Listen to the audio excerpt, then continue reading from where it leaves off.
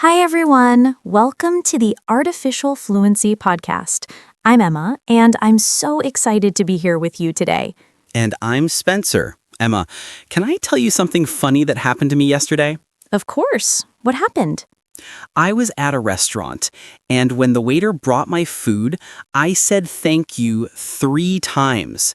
The waiter looked at me like I was crazy.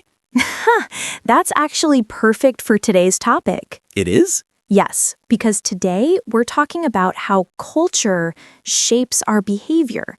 That means we're exploring how the place we grow up in affects the way we act, speak, and think. Oh, so my 3 thank yous might be a cultural thing. Exactly. In some cultures, people say thank you many times. In other cultures, one time is enough. And neither way is wrong. They're just different. Wow, I never thought about it like that. Culture is everywhere, isn't it? It really is. Culture affects how we greet people, how we eat, how we show respect, even how we apologize. This is going to be a fascinating conversation.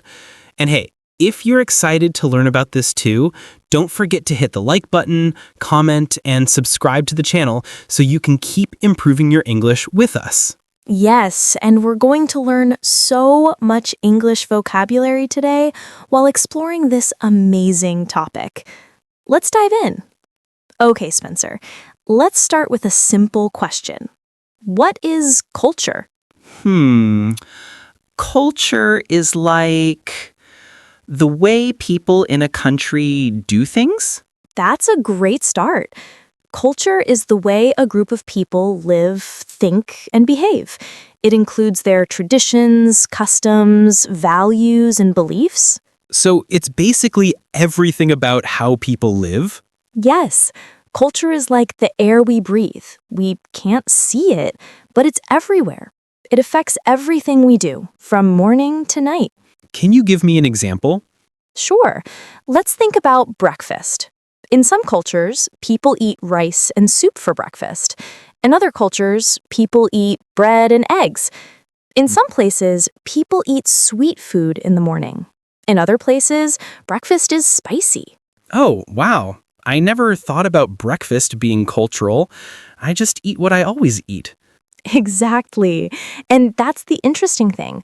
Culture feels so natural to us that we don't even notice it. We just think this is how everyone does it. Until we meet someone who does it differently. Exactly. That's when we have what I call a wait, what moment. A wait, what moment? I like that. Like when you realize people do things in a completely different way. Yes. And those moments teach us so much. They show us that our way isn't the only way. It's just one way among many. That's actually really cool. So culture is invisible, but it controls everything we do? Well, controls is a strong word. I'd say culture influences us. It guides us. It teaches us without us realizing we're being taught. Like an invisible teacher. Perfect. Culture is like an invisible teacher. And listeners, think about this. What did your culture teach you? How does your culture show up in your daily life? Maybe in the food you eat, the way you greet people, or how you celebrate special days. Emma, I have a question. You said culture affects everything. Can you give me more examples from daily life? Absolutely. Let's think about greetings. How do you greet people, Spencer? I shake hands or I wave and say hello. Good. In many Western cultures, shaking hands is common, but in some Asian cultures, people bow. In some Middle Eastern cultures, people kiss each other on the cheek, sometimes once, sometimes twice, sometimes 3 times. 3 times? I would be so confused. Exactly. And if you don't know the custom, it can be awkward. You might go for a handshake when someone is going for a bow. I've done that. It was so embarrassing. We both laughed, though. See? That's a cultural difference in action. Here's another example: personal space. Personal space? What's that? Personal space is the physical distance we keep between ourselves and other people when we talk. Oh, like how close we stand to someone. Exactly. In some cultures, people stand very close when they talk. In other cultures, people need more space. If someone from a close culture talks to someone from a far culture, it can feel uncomfortable. The close person moves forward and the far person moves backward. Yes, I've seen people do this dance across a room without even realizing it. That's hilarious and fascinating. What other daily things are cultural? Oh, so many things. Eye contact, for example. In some cultures, looking someone in the eye shows you're honest and confident. In other cultures, it can seem rude or aggressive. Really? I always thought eye contact was universal. Nope. Pointing is another one. In some countries, pointing with your finger is totally normal. In other countries, it's considered very rude. Wow, culture really is everywhere, even in small actions we don't think about. That's exactly right. And here's the important part. None of these ways are right or wrong. They're just different. So we need to be open-minded and respectful. Perfect. Being open-minded means being willing to learn and accept different ways of doing things. And being respectful means treating other people's customs with kindness, even if they're different from ours. Spencer, let's talk about something important now: stereotypes. Oh boy, stereotypes. I know this word, but I don't like them. That's a healthy reaction. So, listeners, let me explain. A stereotype is a simple idea people have about a group that is often not true. It's when we make assumptions about all people from a certain place or culture. Like saying, all people from country X are loud, or everyone from country Y is serious. Exactly. Those are stereotypes. And the problem is they're too simple. People are individuals. Every person is different. But Emma, why do stereotypes exist? Where do they come from? Great question. Stereotypes come from our brain trying to organize information quickly. Our brain sees one or two examples and then tries to create a pattern. So if I meet two people from a country and they're both really quiet, my brain might think everyone from that country is quiet. Exactly, but that's not fair or accurate. Those two people might just happen to be quiet individuals. Other people from the same country might be very talkative. So stereotypes are like shortcuts that our brain takes, but they're wrong shortcuts. Perfect way to say it. They're mental shortcuts, but they lead us to wrong conclusions. I've definitely had stereotypes that turned out to be wrong. Once, I thought people from cold countries were cold, like unfriendly. And then what happened? Then I visited a cold country, and everyone was so warm and welcoming. My neighbor there would help me all the time. She'd shovel snow from my driveway without me even asking. That's beautiful. So, what did you learn? I learned that weather doesn't determine personality. Kind people exist everywhere. Exactly. And that's how we break stereotypes, through real experiences with real people. One genuine connection can destroy a stereotype that we've believed for years. I like how you said destroy, because stereotypes really do need to be destroyed. Yes, stereotypes are like foggy glasses. When you wear them, you can't see people clearly. But when you take them off and really look at individuals, everything becomes clear. So the antidote to stereotypes is curiosity and actual interaction with people? Perfectly said. Curiosity is the key. Instead of assuming, we should ask questions. Instead of judging, we should try to understand. Emma, before we continue, I think we should take a moment to thank our listeners for being here. Absolutely. You know, Spencer, we do this podcast because we love helping people learn English and understand the world better. And we really need your support to keep doing this. So here's what I want to say to all of you listening right now. Go ahead. We upload new videos to our channel every week for you to learn and grow. Don't forget to support us so we can continue doing this. You can help us see our channel in front of more people by subscribing, becoming a member, liking, and commenting on each of our videos. Please don't forget to do these. Thank you so much, everyone. Your support truly means the world to us. Now, let's get back to our fascinating discussion about culture. Okay, Spencer, now I want to talk about what happens when you move to a new culture. This process is called cultural adaptation. Cultural adaptation. That means getting used to a new culture, right? Exactly. Adaptation means adjusting or changing to fit into a new environment. And let me tell you, it's a wild journey. I bet. When I first traveled abroad, everything felt so strange. The food, the language, the way people acted, it was overwhelming. That's totally normal. When you first arrive in a new culture, you go through several stages. The first stage is often excitement. Everything is new and interesting. Oh yeah, I took photos of everything. Look, a different type of bus. Look, a strange vegetable in the market. Ha! I love that. But then what happened? Then I got tired. Things that were exciting became frustrating. Why can't I find the food I like? Why don't people understand me? Why is everything so different? That's the second stage, frustration or culture shock. This is when reality hits and you start feeling homesick. You miss familiar things. Yes, I missed everything from home, even things I never thought about before. Right? You suddenly miss the specific brand of cereal you ate for breakfast or the way people made small talk in elevators. Exactly. So what's the third stage?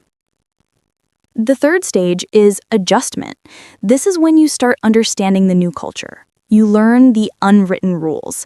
You begin to feel more comfortable. And you stop comparing everything to home? Exactly. You start accepting that different doesn't mean worse. It's just different. You begin to appreciate the new culture on its own terms. And the final stage? The final stage is adaptation or integration.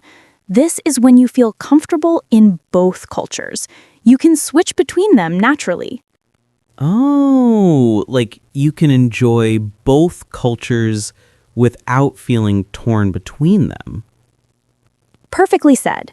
You become flexible. You learn that you don't have to choose one culture or the other. You can embrace both. I like the word flexible.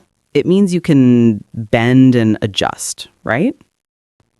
Yes, being flexible means you can adapt to different situations easily. It's like bamboo. It bends in the wind but doesn't break. That's beautiful. So, cultural adaptation makes us more flexible people? Absolutely. And here's something interesting. Not everyone adapts the same way. Some people resist change, some people complain a lot, and some go with the flow. Tell me more about these different types. Okay, so I call them the 3 types of adapters: the fighters, the fearers, and the flowers. Wait, this sounds like a fairy tale. Tell me about each one. Okay, first, the fighters. These are people who resist the new culture. They fight against change. They complain and say things like, "Why can't they do it the right way?" Or, "Back home, we never do this." Oh, I've met people like this. They're always comparing everything to their home country. Exactly. And they're usually unhappy because they're fighting reality. They want everyone else to change instead of adopting themselves. That sounds exhausting. What about the fearers? The fearers are people who feel scared and uncomfortable in the new culture, but they also don't try to understand it. They stay in their comfort zone. They only eat food from home, only speak their own language, only hang out with people from their country. So they move to a new place but never really experience it? Exactly. They miss out on so much because they're too afraid to step outside their bubble. That's sad. What about the flowers? They sound nice. The flowers are my favorite. These are people who go with the flow.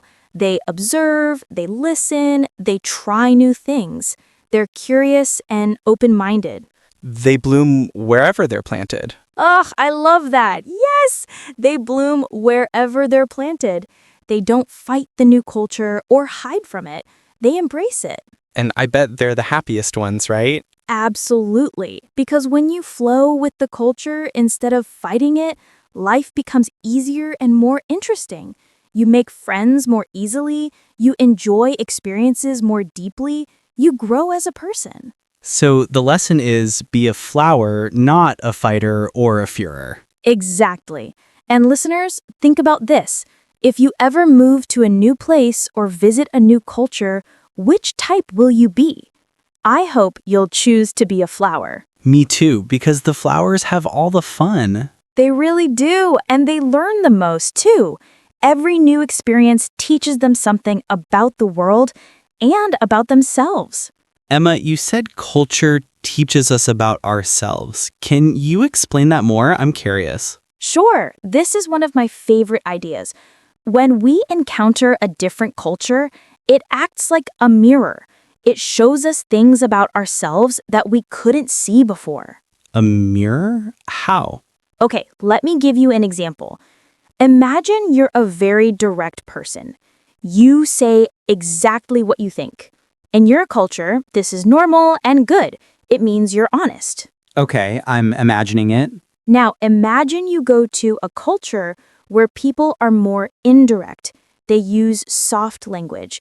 Instead of saying, that's wrong, they say, maybe we could consider another approach. Oh, so suddenly your direct way seems too strong. Exactly. And that's when you realize, oh, I'm actually very direct. I never noticed that about myself before. Because in your own culture, everyone is direct, so it just seems normal. Perfect.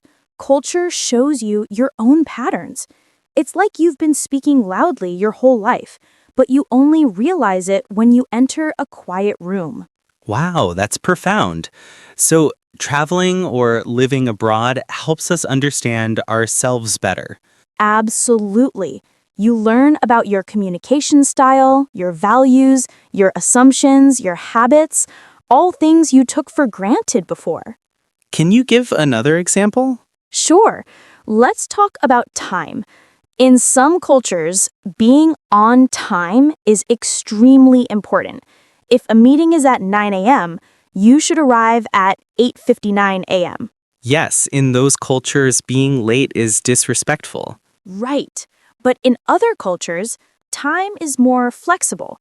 If someone says, let's meet at 9, they might arrive at 9:15 or 9:20, and that's totally okay.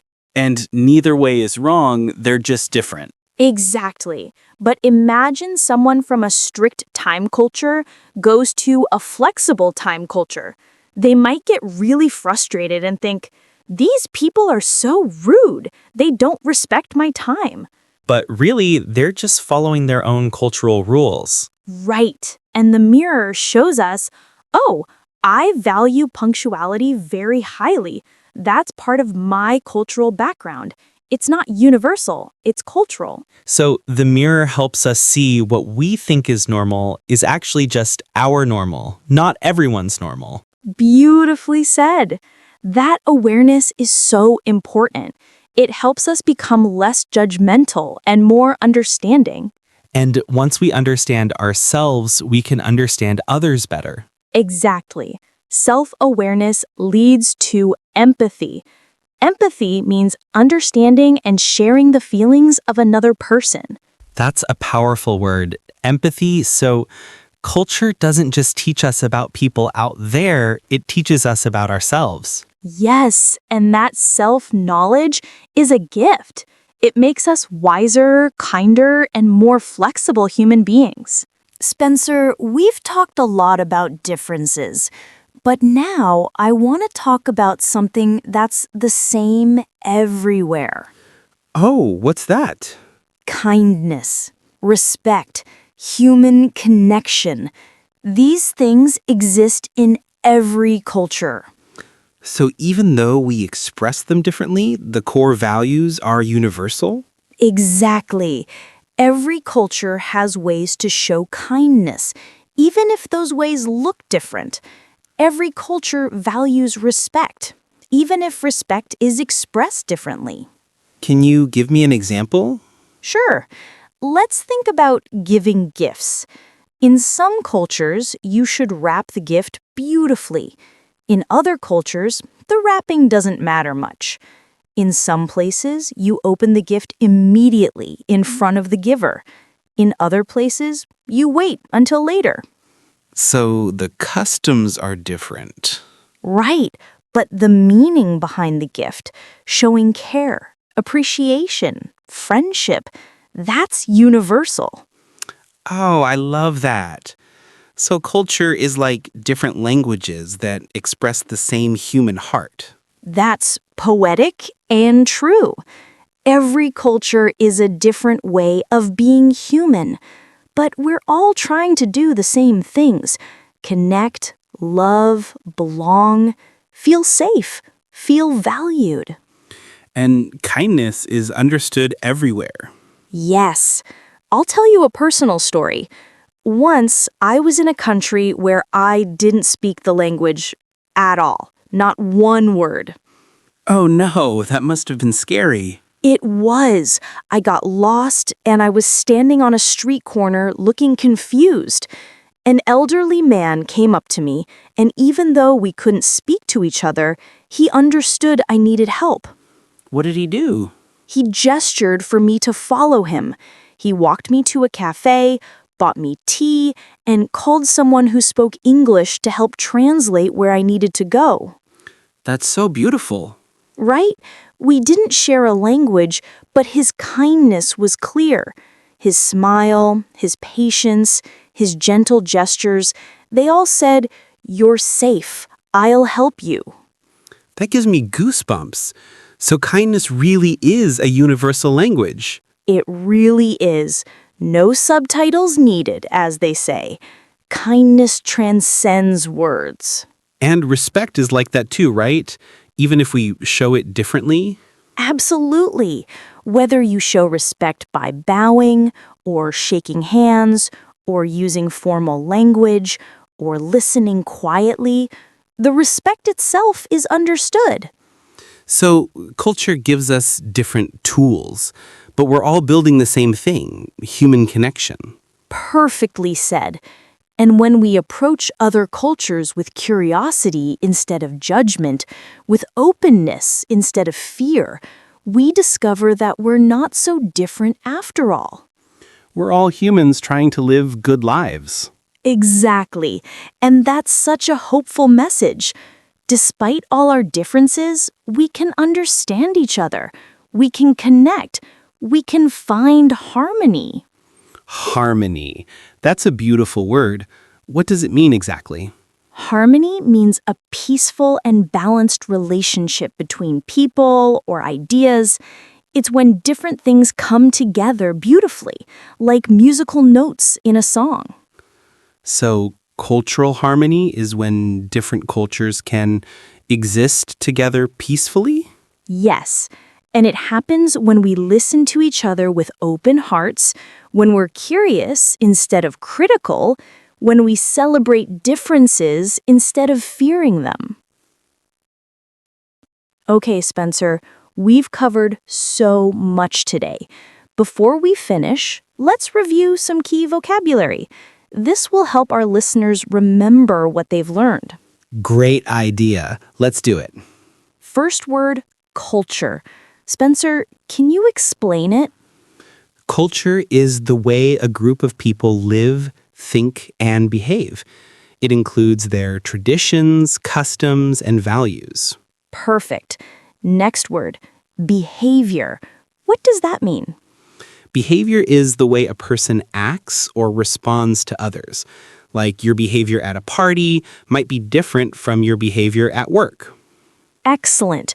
What about stereotype? A stereotype is a simple idea about a group of people that is often not true, like thinking all people from one place are the same. Good. And we learned that stereotypes are wrong because... Because every person is an individual. You can't judge everyone from one group the same way. Exactly. Next word, adaptation. What does this mean? Adaptation means changing or adjusting to fit into a new environment, like when you move to a new culture and learn to live there. Perfect. And we talked about being flexible. What does that mean? Flexible means you can change or adapt easily to new situations, like bamboo bending in the wind. I love that you remembered that comparison. What about empathy? Empathy means understanding and sharing the feelings of another person. It's like putting yourself in someone else's shoes. Wonderful. Here's another one. Respect. How would you define it? Respect means treating others with kindness and recognizing their value. Every culture has respect, but they show it in different ways. Excellent. What about harmony? Harmony is a peaceful and balanced relationship between people or ideas. It's when different things come together beautifully. Perfect. And one more word that we used a lot, curious or curiosity. What does this mean? Being curious means wanting to learn and explore new things. It's asking questions instead of making assumptions. Wonderful. And last word, connect or connection. What does this mean? To connect means to form a relationship or bond with someone, and connection is that bond or relationship. Excellent work, Spencer. And listeners, these words are so useful. Try to use them in your daily life. Practice makes perfect. Emma, this has been such an interesting episode. I've learned so much. Me too. And you know what I love most about this topic? It reminds us that learning English isn't just about grammar and vocabulary. What do you mean? Learning English is also about understanding different cultures, different perspectives, different ways of being human. Language and culture are connected. That's so true. When we learn English, we're also learning about the cultures where English is spoken. Exactly. And we're also learning to be better global citizens, people who can connect with others across cultures. So what's the main lesson from today, Emma? If our listeners remember just one thing, what should it be? That's a great question. I think the main lesson is this. Be curious, not judgmental. When you encounter something different, don't immediately think that's weird or that's wrong. Instead, think, that's interesting. I wonder why they do it that way. Curiosity opens doors. Judgment closes them. Perfectly said. And here's my challenge for our listeners.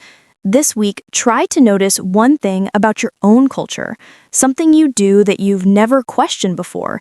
Maybe how you greet people, or how you eat meals, or how you show politeness. And then think, is this universal or is it just my culture? Exactly. That awareness is the first step to understanding others better. I love it. And listeners, we want to hear from you. In the comments, tell us one thing your culture taught you, maybe about respect or kindness or family or friendship. Yes, share your stories. We love reading them and learning from you. Remember, you're not just learning English from us, we're learning from you too. That's beautiful, Emma. Okay, before we go, I think we should remind everyone one more time. If you liked this lesson, don't forget to hit the like button, comment, and subscribe to the channel so you can keep improving your English with us. Your support helps us create more free content like this every single week. So, to wrap up, culture shapes our behavior in so many ways. It's invisible but powerful. It's diverse but connects us through universal values like kindness and respect. And when we learn about other cultures, we don't just learn about them, we learn about ourselves. That's right. So stay curious, stay open-minded, and stay kind. This is Spencer. And this is Emma. And you've been listening to the Artificial Fluency Podcast. Thank you so much for joining us today. Thank you. Keep practicing your English, keep exploring the world, and keep being awesome. We'll see you next week with a brand new episode. Until then, stay curious and keep learning. Bye, everyone. Hi, everyone. Welcome to the Artificial Fluency Podcast. I'm Emma, and I'm so happy you're here today. And I'm Spencer. Emma, can I ask you something? Do you ever feel like your phone is always calling you? What do you mean? Like, even when I put it down, I keep thinking about it. Check messages, check emails, check social media. My mind never stops. Oh, wow, Spencer. That's actually the perfect introduction to today's topic. Really? What are we talking about? Today, we're discussing how Gen Z deals with stress. Gen Z is the generation born between 1997 and 2012.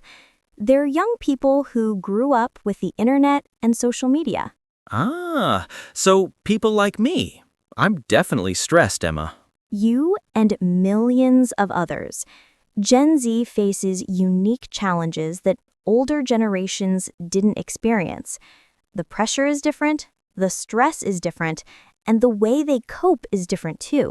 This is going to be interesting. And before we dive in, don't forget to hit the like button, comment, and subscribe to the channel so you can keep improving your English with us. Yes.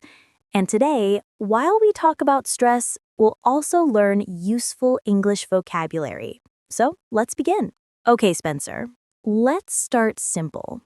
Do you know what makes Gen Z different from other generations? Well, we grew up with smartphones and social media, right? Exactly. Gen Z is the first generation to grow up completely digital. They've never known a world without the internet. That's true. I can't even imagine life without my phone. And that's part of what makes stress different for Gen Z. Let me explain some vocabulary first. A generation is a group of people born around the same time who share similar experiences. So my parents are a different generation. Exactly. Your parents might be millennials or Generation X. Before Gen Z, there were millennials, people born between 1981 and 1996. And each generation is different? Yes. Each generation grows up in a different world, with different technology, different problems, and different values. Gen Z is special because they're digital natives. Digital natives? What does that mean? Digital native means you grew up with digital technology from birth. You learned to use a phone before you could read. You understand social media naturally without needing to learn it as an adult. Oh, wow. So my parents are digital immigrants? Yes, actually. They had to learn technology later in life. But Gen Z, they were born into it. That makes sense. So what are some characteristics of Gen Z? Great question. Gen Z is known for being tech-savvy, socially aware, creative, and very comfortable online. They care about mental health, social justice, and authenticity. Authenticity. That's a big word. Authenticity means being real and honest. Gen Z doesn't like fake or pretend behavior. They want people to be genuine. I totally get that. I hate when people pretend to be perfect online. Exactly. And that's one reason Gen Z talks openly about stress and mental health. They don't hide their feelings as much as older generations did. Okay, Emma. Before we talk about Gen Z specifically, can you explain what stress actually is? Of course, stress is the feeling of pressure or worry that happens when you face difficult situations. It's your body and mind's response to challenges. So stress isn't always bad? Good point. Actually, no. A little bit of stress can be helpful. It motivates you to study for a test or finish a project. But too much stress? That's a problem. What happens when you have too much stress? When stress becomes chronic, meaning it lasts for a long time, it can affect your health. You might feel tired all the time, have trouble sleeping, get headaches, or feel anxious. Anxious? What's that? Anxious means worried or nervous. When you're anxious, your mind keeps thinking about problems. You can't relax. Oh, I definitely feel that sometimes. My mind just won't stop. That's very common. And for Gen Z, anxiety is especially high. Studies show that Gen Z is the most anxious generation in history. Really? Why? There are many reasons: social media pressure, climate change worries, economic uncertainty, political division, COVID-19 pandemic effects. Gen Z faces a lot. Wow, that is a lot. No wonder everyone's stressed. Exactly. And here's another important word: overwhelmed. When you're overwhelmed, you feel like everything is too much. You can't handle all the problems at once. I feel overwhelmed just thinking about all those problems. Right? And that's what many Gen Z people feel every day. They're constantly exposed to information, good and bad, from all over the world. Through their phones? Exactly. In the past, people only knew about problems in their own town or country. But now, Gen Z knows about every problem, everywhere, all the time. That sounds exhausting. It is. That's why we call it information overload. Too much information, too fast, all the time. So their brains never get a break? Exactly right, Spencer. Their minds are always processing information, always responding to notifications, always aware of what's happening online. Now let's talk about the specific things that cause stress for Gen Z. Spencer, what do you think is the biggest source of stress? Maybe school or work? Those are definitely stressful. But for Gen Z, social media is one of the biggest sources of stress. Really? But social media is fun. It can be fun, but it also creates a lot of pressure. Let me explain. On social media, people usually share their best moments, their successes, their happy times, their beautiful photos. Oh, so everyone looks perfect online. Exactly. And when you see everyone else looking perfect, you start to compare yourself. You think, why isn't my life that good? Or why am I not that successful? But it's not real. They're just showing the good parts. Exactly. But your brain doesn't always remember that.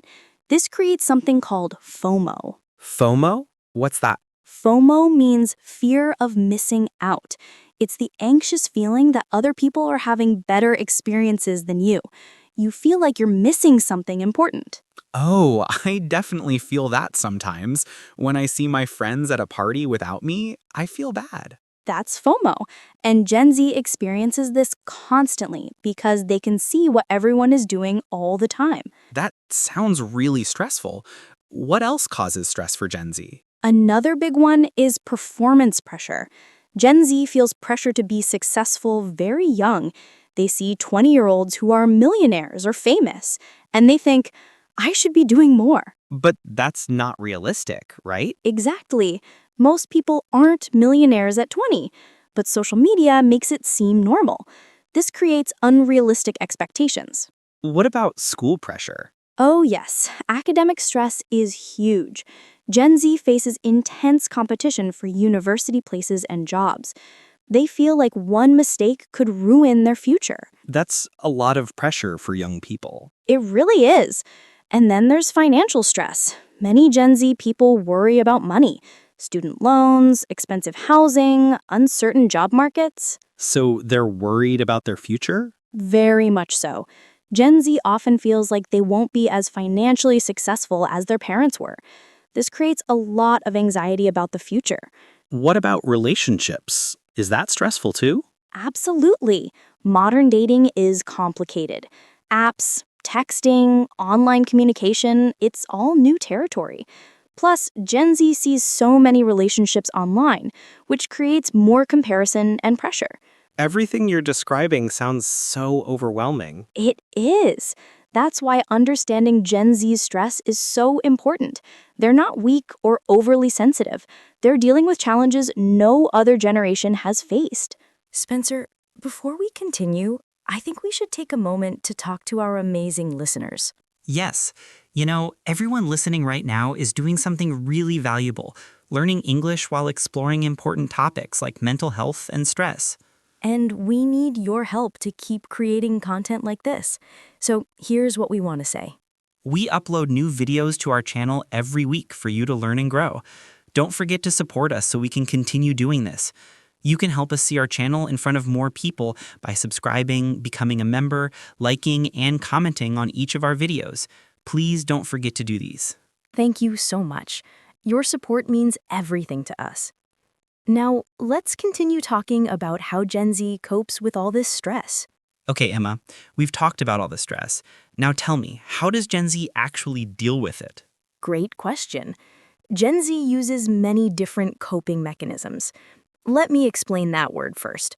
A coping mechanism is a strategy or method you use to handle difficult emotions or situations. So it's like a tool for dealing with stress? Exactly. And Gen Z has developed some unique coping mechanisms. Let's start with one you'll definitely recognize: humor. Humor? Like jokes? Yes, but a specific type of humor. Gen Z often uses self-deprecating humor and memes to cope with stress. Self-deprecating? What does that mean?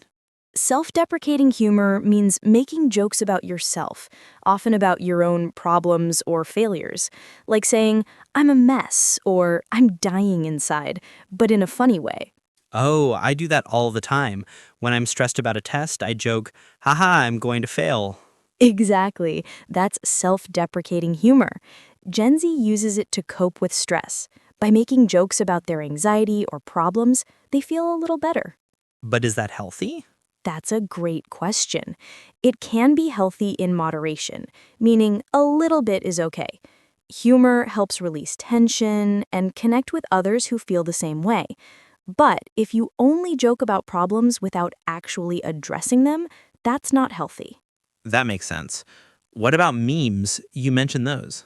Yes, memes are a huge coping mechanism for Gen Z.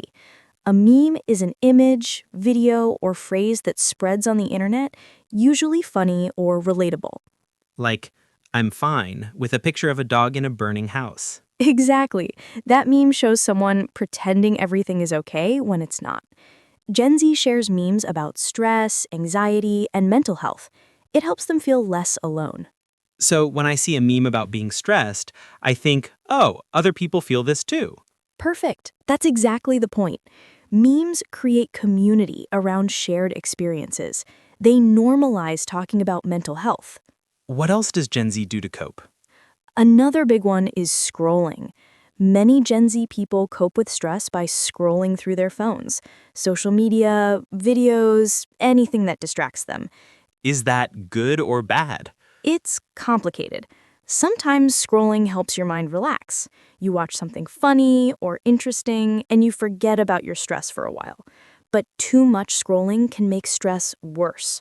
Why? Because you might see things that make you feel worse. People's perfect lives, bad news, negative comments. Plus, staying on your phone for hours isn't good for your sleep or your eyes. So it's a balance? Exactly.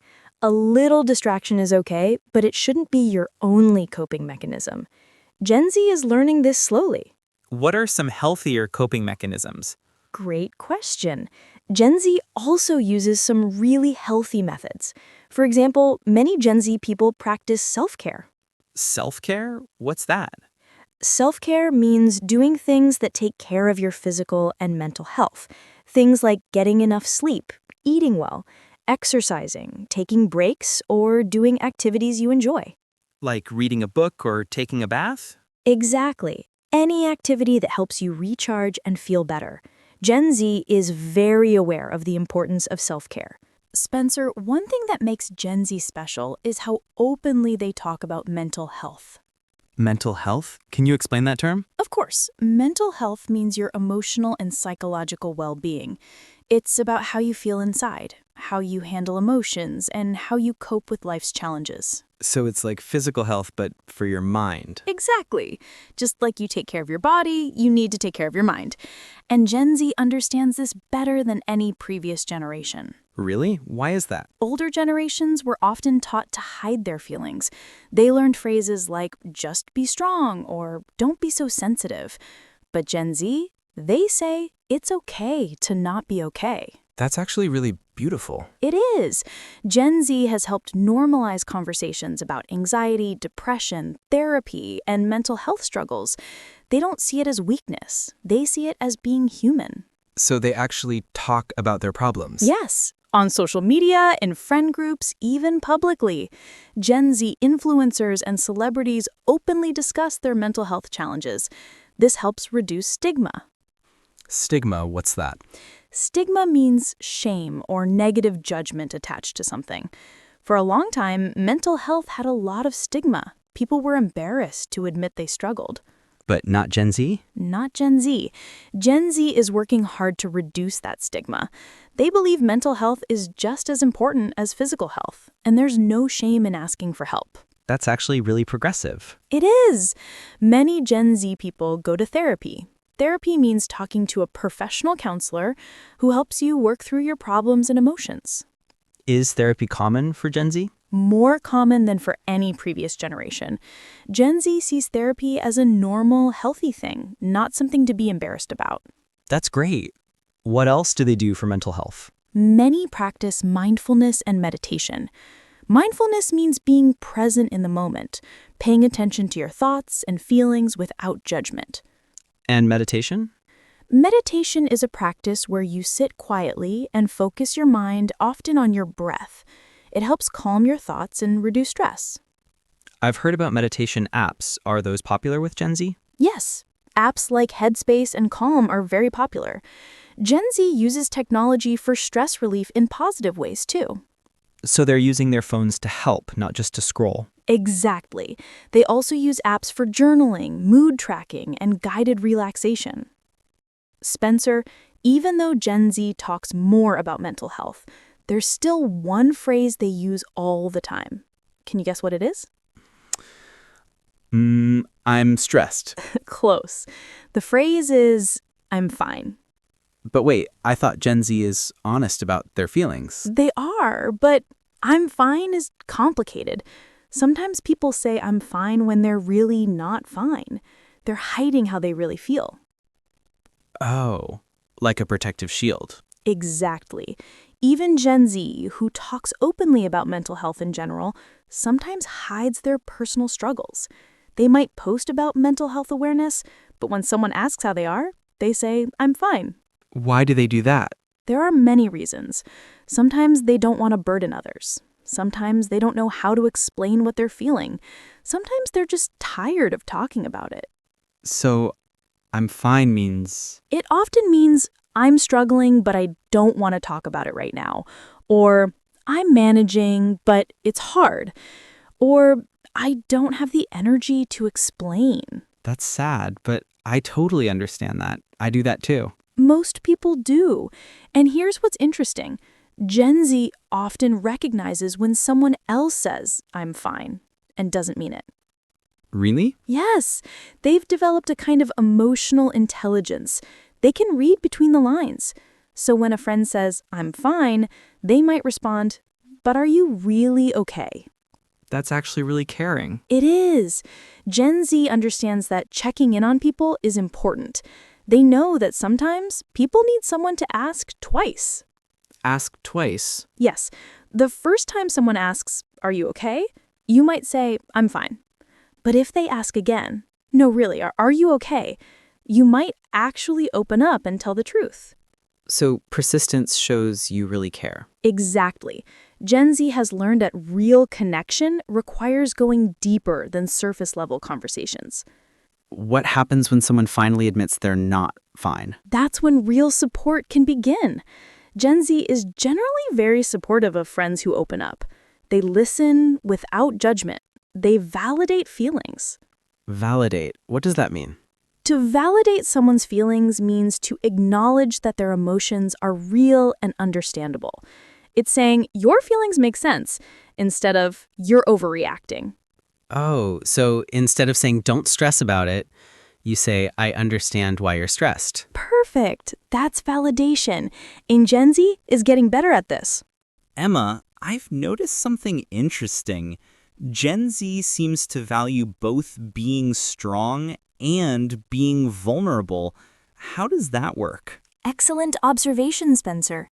This is one of the most interesting things about Gen Z. They're trying to balance two things, strength and softness. What do you mean by softness? Softness means being gentle, open, emotional, and vulnerable. It means allowing yourself to feel and express emotions. And strength? Strength means being capable, independent, and resilient. Being able to handle challenges and keep going. And Gen Z tries to be both at the same time? Yes, and it's not easy. Society often tells people they must choose, either be tough and hide your feelings, or be sensitive but seen as weak. But Gen Z wants to be both. Exactly.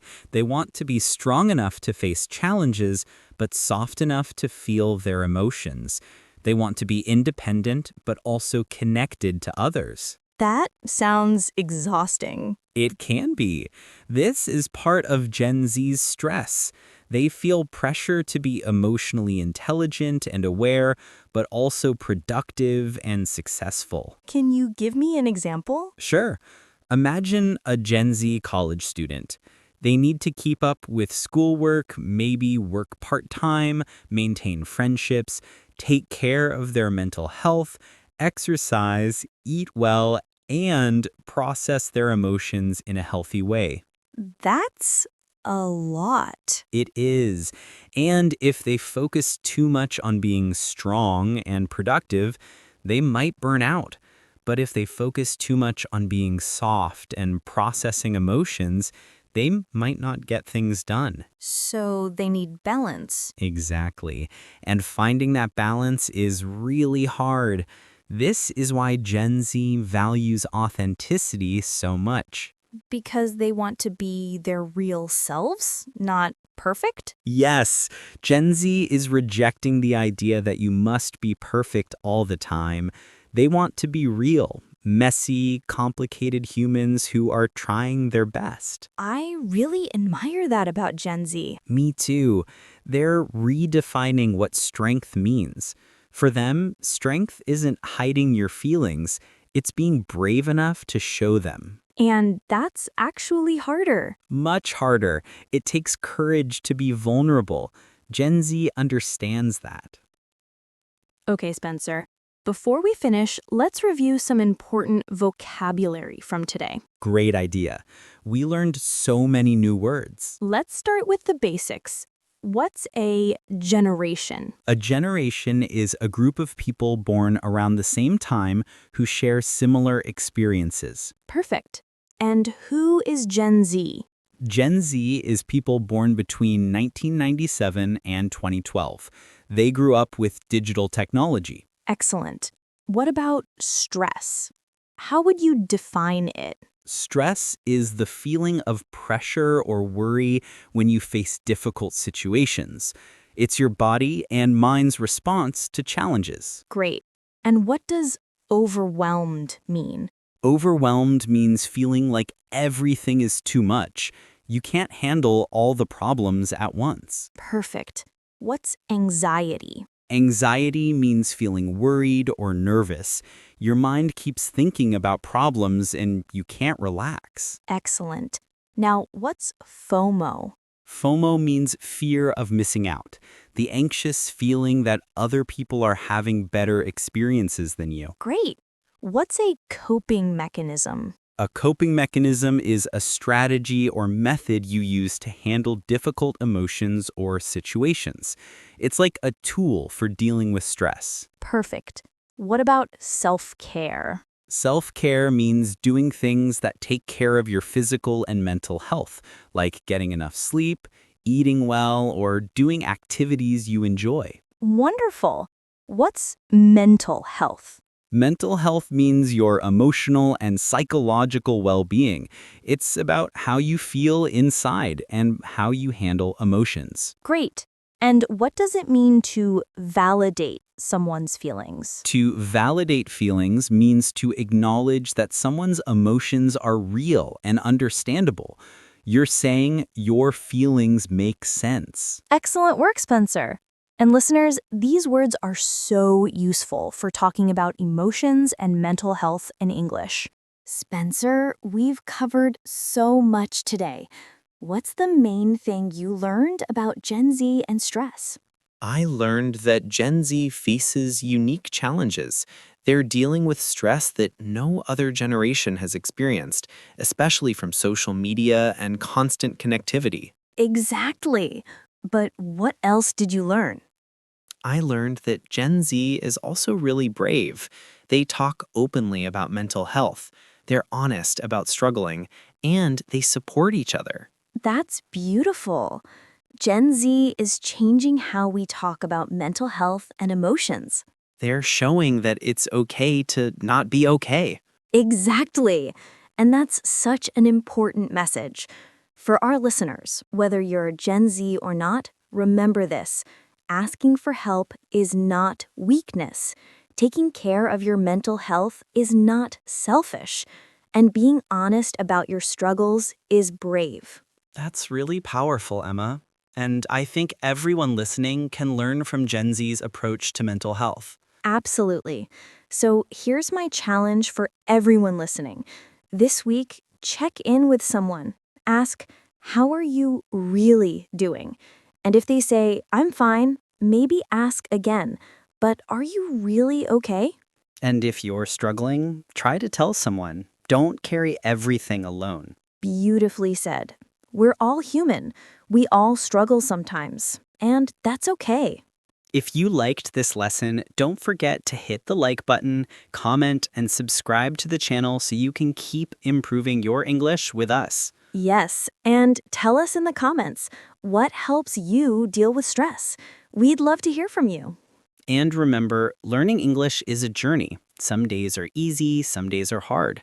But you're doing great just by being here. We're so proud of you for taking time to learn and grow. Thank you for spending this time with us today. This is Spencer. And this is Emma. And you've been listening to the Artificial Fluency Podcast. Take care of yourself. And each other. Bye, everyone. Hi, everyone. Welcome to the Artificial Fluency Podcast. I'm Emma, and I'm so happy you're here today. And I'm Spencer. Hey, Emma, before we start, I have to tell you something funny. This morning, I wanted to stay in bed so badly, but I forced myself to get up and go for a run. Oh, wow. That's impressive, Spencer. How did you feel after? Terrible? No, actually, I felt amazing, but in the moment, I really didn't want to do it. And that's exactly what we're talking about today, self-discipline. Perfect timing. Yes, today we're diving into self-discipline. It's one of the most important skills you can have in life. And the good news? You can practice it while learning English. That's right. And hey, if you liked this lesson already, don't forget to hit the like button, comment, and subscribe to the channel so you can keep improving your English with us. Before we go deeper, let me explain what self-discipline means. Self-discipline is when you do something good for yourself, even when you don't feel like doing it. Like getting out of bed when it's warm and cozy? Exactly. or like studying English when you're tired, or eating healthy food when you really want pizza. Wait, why would I want anything other than pizza? Spencer, focus. Okay. So self-discipline is like being your own boss? Yes, very good way to say it. You control yourself. You make good choices even when it's hard. Let's break this down for our listeners. Spencer, can you think of a time when you used self-discipline today? Well, besides my run this morning. Oh, I wanted to check my phone during breakfast, but I didn't. I just ate and enjoyed my food. Perfect example. That's self-discipline. You had a desire, you wanted to check your phone, but you controlled yourself. And honestly, breakfast tasted better without scrolling. See? Self-discipline gives you better experiences. Now, let me teach you some important words. The first word is control. Control means you are in charge. You decide what happens. So I control my actions. I control my choices. Exactly. Another important word is desire. A desire is something you want, something you wish for. Like my desire for pizza. Yes, like your desire for pizza. Everyone has desires, but with self-discipline, you can choose which desires to follow and which to ignore. That sounds powerful. So I'm not controlled by my feelings? Right. Your feelings are important, but they don't control you. You control you. I like that.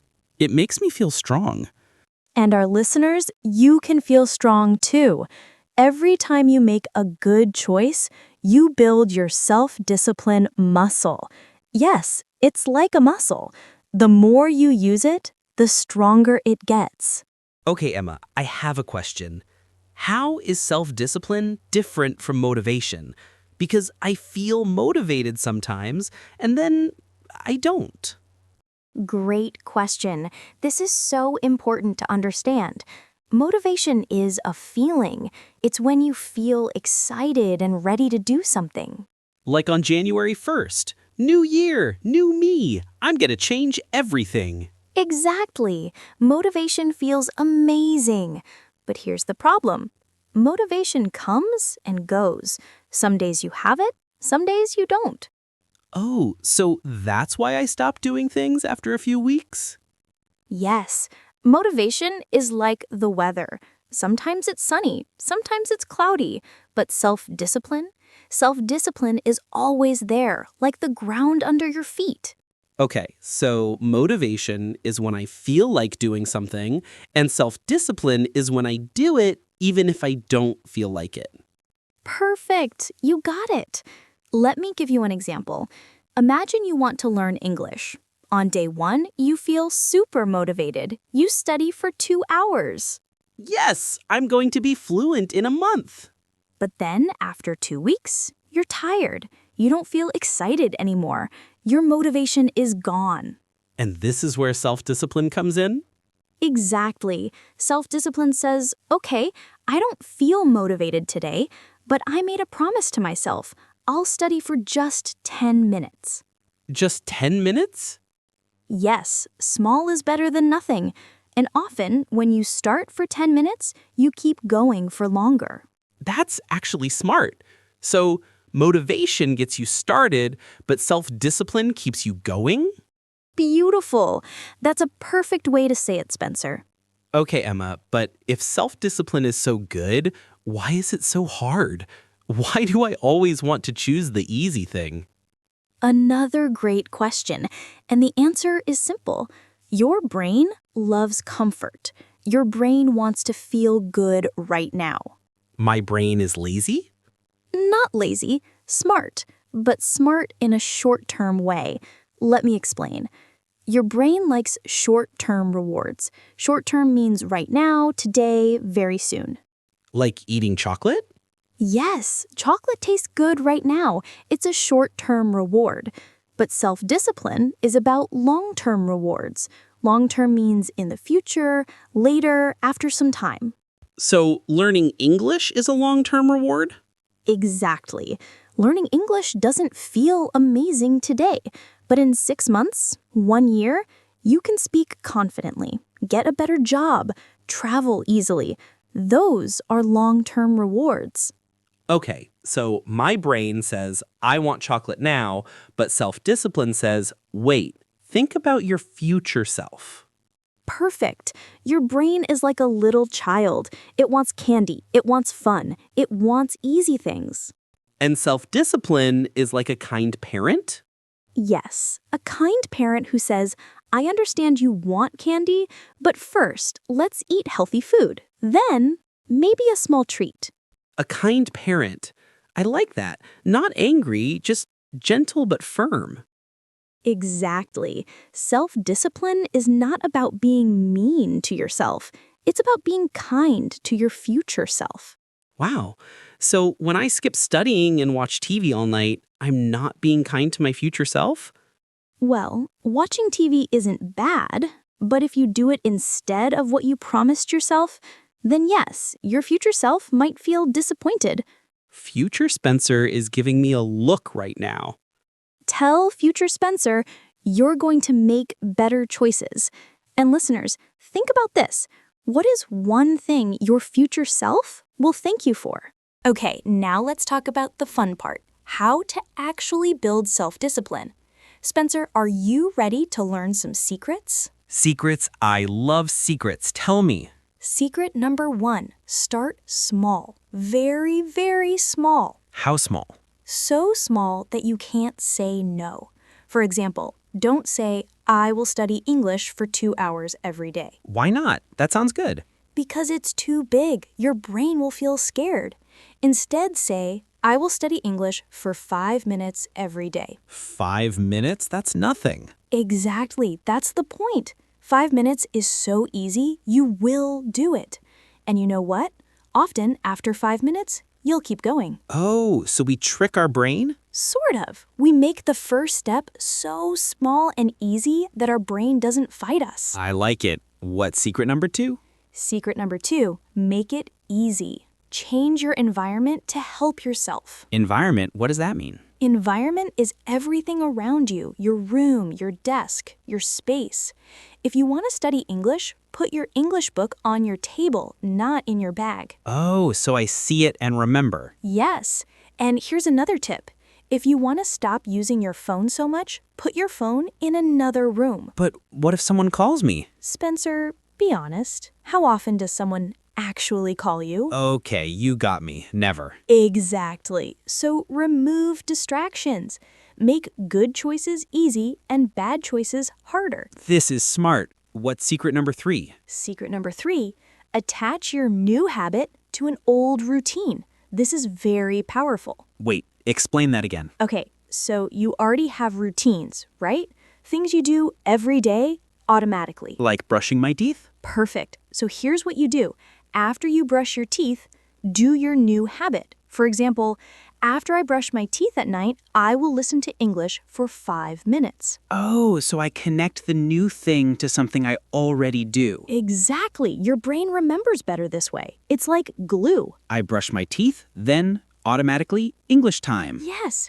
What's something you do every day that you could attach a habit to?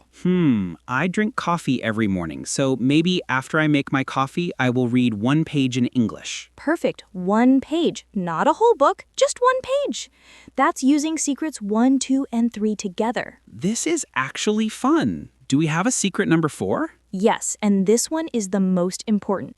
Secret number 4, be kind to yourself with your words. Be kind to myself? What do you mean? Many people think self-discipline means being very strict and angry with yourself. You're lazy, you're terrible, you failed. Ouch. Yeah, I do that sometimes. But that doesn't help. When you talk to yourself like that, you feel bad, you feel shame, and then you don't want to try again. So, what should I say instead? Instead of saying I'm terrible, say I'm learning. Instead of I failed, say I tried and I'll try again tomorrow. Oh, wow. That feels different. gentler. Yes, self-discipline with kindness is much more powerful than self-discipline with anger. Okay, so if I skip my morning run tomorrow, I won't say I'm lazy. I'll say, today was hard, but I can try again tomorrow. Perfect. That's exactly right, Spencer. And listeners, please remember this. You don't need to be perfect. You just need to be kind and keep trying. Hey, Emma, I just realized our listeners are learning so much English right now. You're right. We're talking about self-discipline, and at the same time, you're practicing listening, learning new vocabulary, and understanding natural conversation. That's like double learning. Exactly.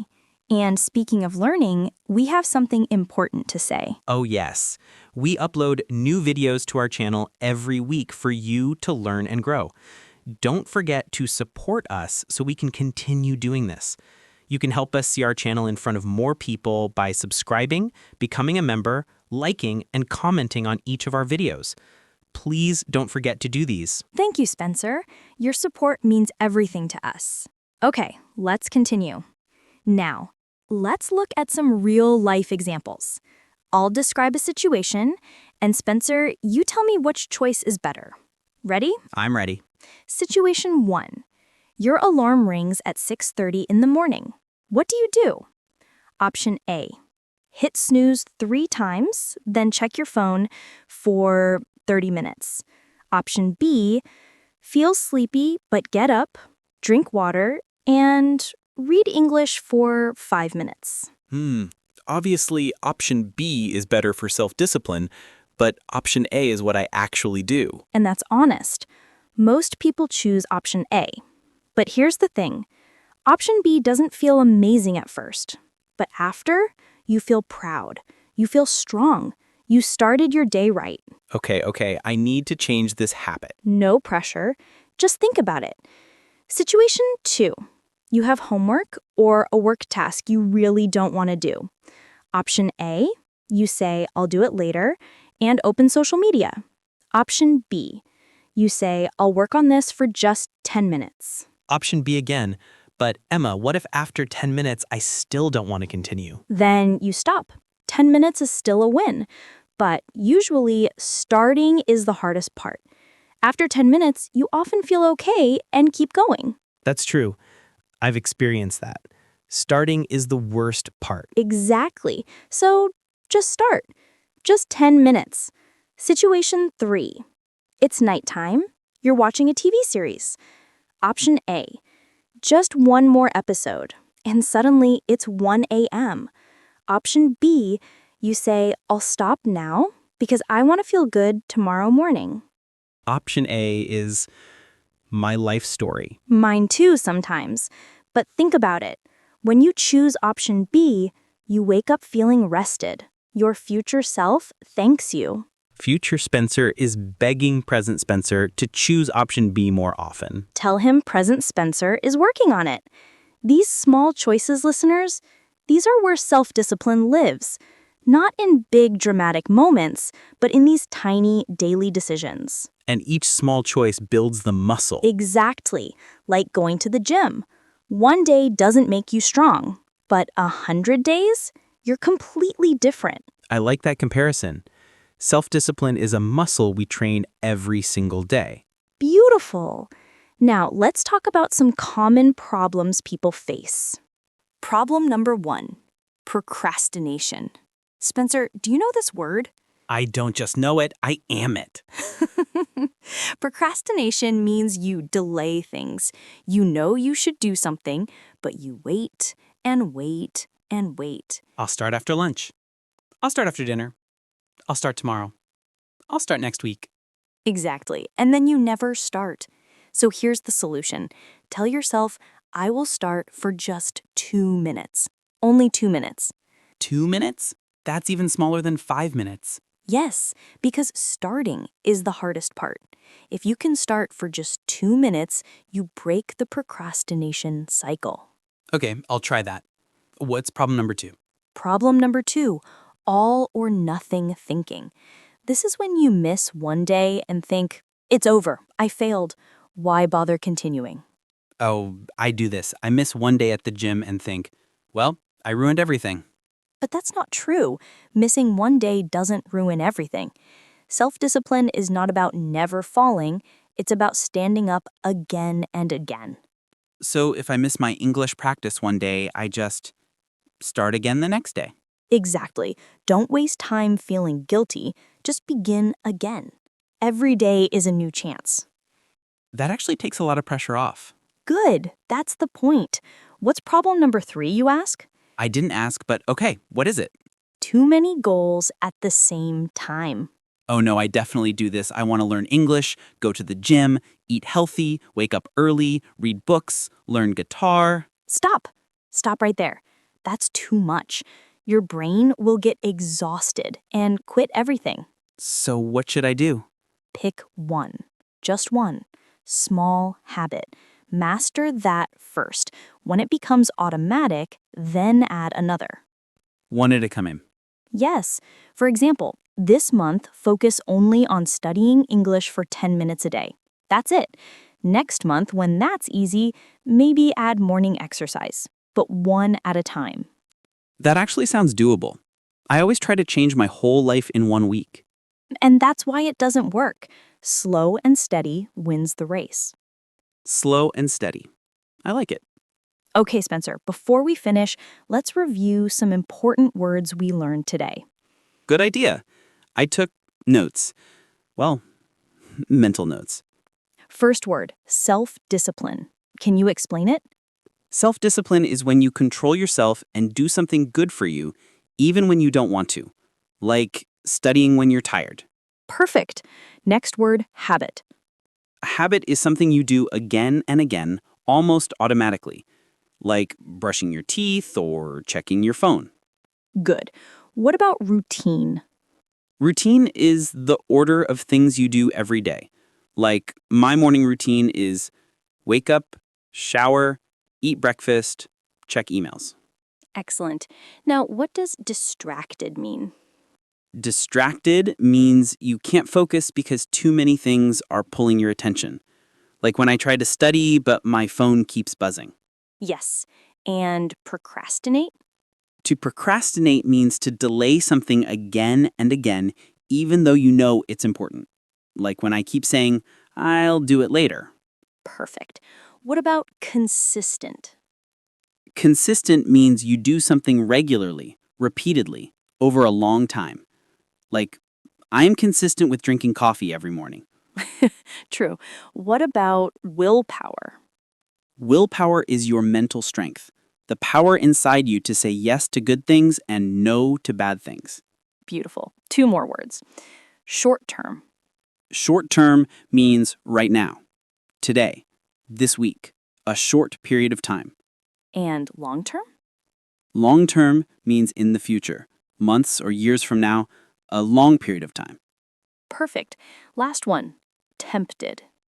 Tempted means you really want to do something even though you know it's not good for you. Like, I feel tempted to eat the whole pizza. Excellent, Spencer. Listeners, if you didn't catch all these words, don't worry. You can listen to this part again slowly or write the words down and practice using them. And here's a challenge. Pick one word and try to use it today in a sentence. Wow, Spencer, we covered so much today. We really did. My brain is full, but in a good way. Let's quickly review what we learned. Self-discipline is the power to do what you promised yourself, even when you don't feel like it. It's different from motivation. Motivation is a feeling that comes and goes. Self-discipline is a choice that stays with you. Self-discipline is hard because our brain loves comfort and short-term rewards, but we can train our brain to think about the long term. And we learned 4 secrets. Start small, make it easy, attach to a routine, and be kind to yourself. We talked about common problems like procrastination, all or nothing thinking, and having too many goals. And we learned that self-discipline is like a muscle. The more you use it, the stronger it gets. Exactly. Now, here's our question for you, dear listeners. What is one small self-discipline habit you want to try this week? Maybe you want to study English for 10 minutes every day. Or drink more water? Or go to bed 30 minutes earlier? Think about it right now. What's one small thing? And if you're feeling brave, write it in the comments. Say, "This week I want to," and complete the sentence. Your comment is not just a comment. It's a promise to yourself. And it's great English writing practice, too.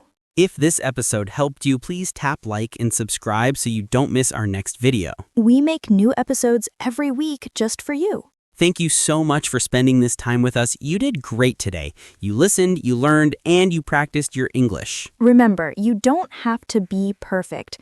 You just need to take one small step, one small choice, again and again. Your future self will thank you. This is Spencer. And this is Emma. And you've been listening to the Artificial Fluency Podcast. Stay kind to yourself. And keep going one small step at a time. See you next week. Bye, everyone.